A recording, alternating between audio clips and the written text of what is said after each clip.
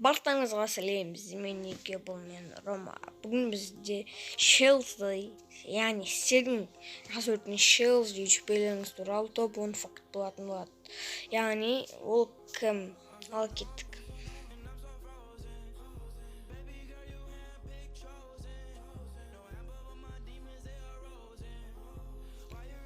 Так, достар, Челси ол 2002 жылы дүниеге келген, яғни оның жасы дәл қазір 17-ден туған күнін біле алмадым. Оның шын аты Досымжан Мырзаханұлы. Оның Милзи деген інісі бар. Ол Милзи менің ойымша пайда бір 14-те сондай жастарда. Оның аты Досымжан болса, інісі Милзидің аты Асылжан. Ал келесі уақыт ол Free Fire'ға келмесен бұрын бірінші Майнкрафт ойынынан бастаған. Майнкрафт ойынынан канал ашып, ол түрлі жетістіктерге жетіп 90 мың подписчик алған. Кейін Майнкрафт каналын сатып, Free Fire'да 1-2 ай жүріп, қайтадан Майнкрафтқа оралып, ол Майнкрафттан бом жұмыр деген рубрикамен оралып, одан 49 мыңдай подписчик жинап, өсіп дамыған болатын.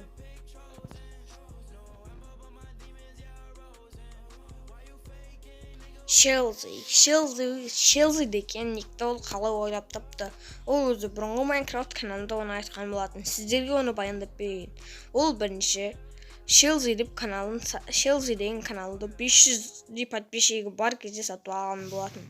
Ол сол кезде ол 500 подписчигі бар кезде сатып алды, ал және де сатып алған кезде ол Челси деп аты тұрған болатын.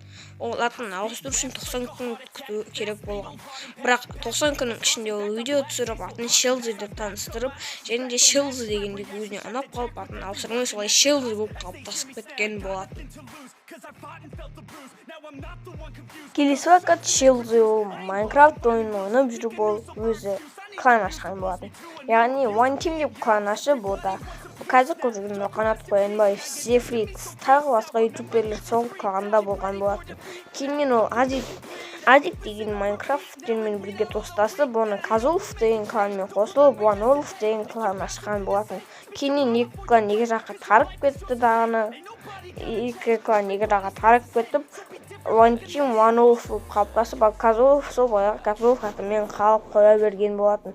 Ал ол Казулов кланмен конфликт тасып, және де қазір көріп жүрген Аско Free Fire деген канал ютубермен конфликт жасап, оның Modified деген кланмен конфликттер болып, солай ол көп конфликттерден өткен болатын.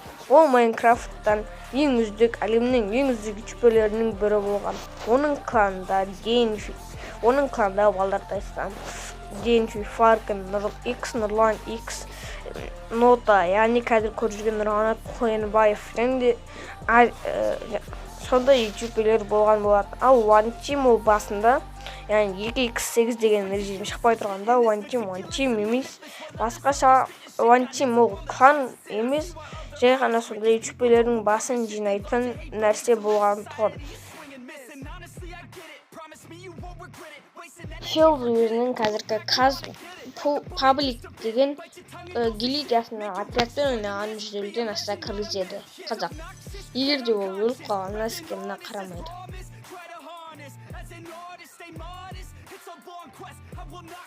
Челси ойындардан өте көп ақшалар табады. 150 рубль. Немесе тағы басқа рубльдар, яғни 150 рубль тағы басқа ақшалай көп нәрселер алады. Оның пиар бағасы өте қымбат, бірақ ол пиар жасаса сізге көп подписчик. Достар, осы жаға 15 лайк жинаса, мен сарбаз туралы білмейтін факттарды айтатын боламын. Қош, амандықта кездескенше сау болыңыздар.